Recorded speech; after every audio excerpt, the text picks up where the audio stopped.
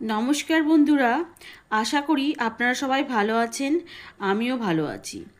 আজকে আমি আপনাদের সঙ্গে শেয়ার করছি পাট শাকের দারুণ সুস্বাদু একটা রেসিপিটি করার জন্য এখানে আমি হাফ আটি মতন পাট শাক নিয়েছি। এবার আমি পাট শাকগুলোকে বেছে নিচ্ছি। ভালো পাতাগুলোকে বেছে নেব, আর যেগুলো খারাপ আছে সেগুলোকে আমি ফেলে দেবো। দেখুন, আমি পাট শাকগুলোকে সব বেছে নিয়েছি। এবারে আমি ভালো করে ধুয়ে জলটাকে ঝরিয়ে নেব। এখানে আমি জল ঝরিয়ে নিয়েছি সব পাট শাকগুলো। এবার আমি পাট শাকটাকে কেটে নেব। পাট শাকটাকে কিন্তু খুব কুচি করে কাটার দরকার নেই, একটু বড় বড় করেই আমি পাট শাকটাকে কেটে নেব। সব শাকের মধ্যে পাট শাকও কিন্তু খুবই সুস্বাদু একটা শাক, আর এই শাকটা কিন্তু এই গরমকালেই বেশি পাওয়া যায়। আমি একইভাবে সব পাট শাকগুলোকে কেটে নেব। এবারে একটা কড়াই বসিয়েছি, কড়াইতে দিয়ে দিলাম সর্ষের তেল। এবার তেলটাকে আমি বেশ ভালো করে গরম হয়ে গেলে দিয়ে দেব আলু। এখানে আমি দুটো আলু লম্বা করে সরু করে কেটে নিয়েছি, সেই আলুটাকে দিয়ে দিলাম। দিয়ে দিলাম নুন, আর দিয়ে দেব হলুদ গুঁড়ো। এবারে নুন হলুদ দিয়ে আলুটাকে আমি কিছুক্ষণ ভেজে নেব। কিছুক্ষণ নাড়াচাড়া করে নিয়ে দিয়ে দিলাম দুটো চেরা কাঁচা লঙ্কা।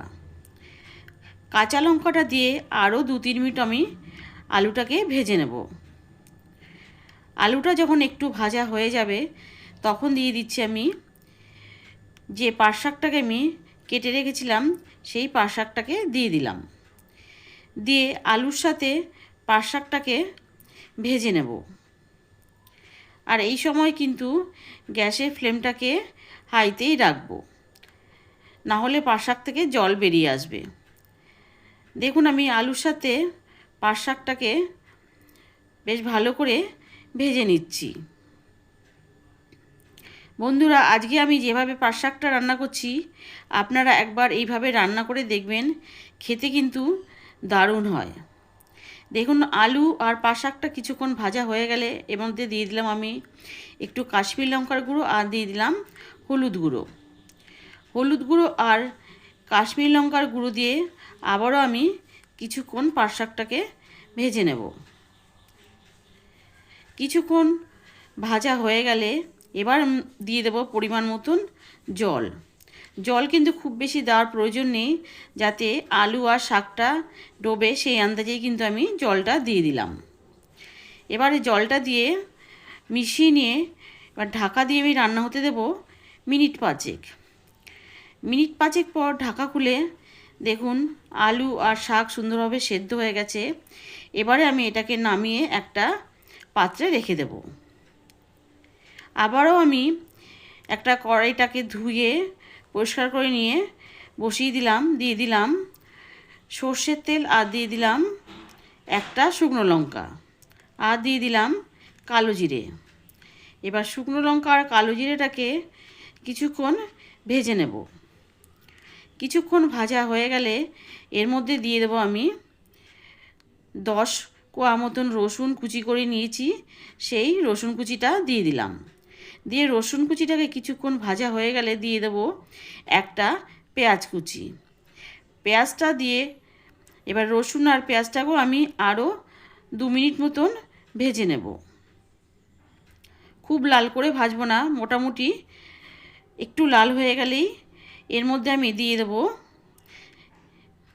10টা মতন চিংড়ি মাছ 2 টুকরো করে কেটে নিয়ে আমি চিংড়ি মাছটাকে নুন হলুদ মাখিয়ে রেখেছিলাম, সেই মাছটাকে দিয়ে দিলাম। এখানে আমার কাছে চিংড়ি মাছ ছিল তাই দিলাম, আপনাদের কাছে না থাকলে নাও দিতে পারেন, তবে চিংড়ি মাছটা দিলে পাট শাকের টেস্টটা একটু বেশিই ভালো হবে। দিয়ে আমি চিংড়ি মাছ পেঁয়াজ একসাথে বেশ কিছুক্ষণ ভেজে নিলাম।